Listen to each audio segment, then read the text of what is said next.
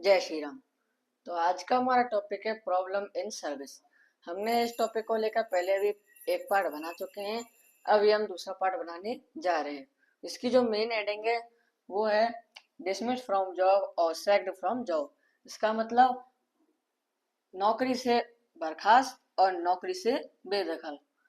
हम कुंडली से ये जान सकते हैं कि हमें जॉब करनी चाहिए बिजनेस। फिर इनमें भी अलग अलग कैटेगरियाँ हैं, जैसे कि जॉब में भी सबसे पहले गवर्नमेंट जॉब या प्राइवेट जॉब, फिर गवर्नमेंट है तो फिर किस लाइन में है, फिर ऐसे करके फिर उसमें आगे आके ट्रांसफर, प्रमोशन, सस्पेंशन और बहुत सारी उथल पुथल, ये बहुत सारी चीज़ें हमें आती हैं। ऐसे बिजनेस में कौन सा बिजनेस करना चाहिए, किस दिशा में करना चाहिए, और नो बिजनेस करेंगे तो परेशानी आएगी कि नहीं आएगी, लाभ किस में ज़्यादा होगा, ऐसे करके हम प्रश्न कुंडली से या फिर लग्न कुंडली से सारी चीजें जान सकते हैं। कुछ प्रश्न ऐसे होते हैं जिनको हम प्रश्न कुंडली से देखते हैं, जैसे कि मेरी नौकरी छूटेगी या नहीं छूटेगी, ये प्रश्न प्रश्न कुंडली वाला सवाल है।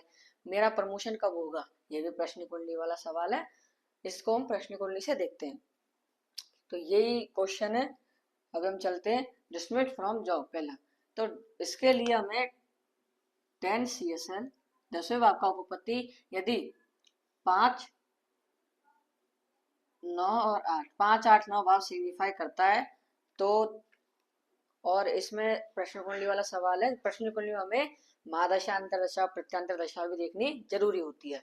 तो इसमें यदि महादशा में, अंतरदशा में और प्रत्यांतर दशा में ये 3 भाव आगे, और इसमें प्लेनेट मंगल और गुरु, यानी कि जो 9 10 CS हो वो मंगल और गुरु हो, या फिर गुरु गुरु और मंगल उनकी महादशा हो, अंतरदशा और प्रत्यंतर दशा में आ रहे हो, तो हम कह देते हैं कि डिसमिस फ्रॉम जॉब।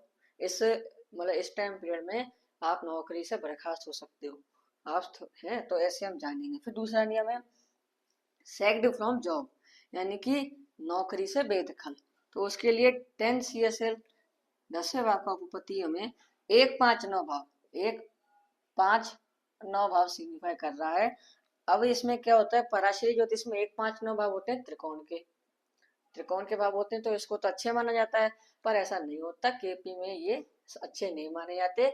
जॉब का जो भाव होता है, जॉब का जो भाव होता है वो 6वां भाव होता है, और प्रोफेशन का होता है वो 10वां भाव होता है। और हर भाव का दूसरा भाव तो उनकी वृद्धि करता है। जैसे 6वें का वृद्धि कौन करेगा, 7वां, ऐसा 10वें का 11वां। पर जो हानि करता है वो करता है उनसे 12वां, यानी कि 6वें का 12वां 5वां भाव, 10वें का 12वां 9वां भाव। तो इसलिए 1 5 9 यहाँ पर भाव लिए गए हैं।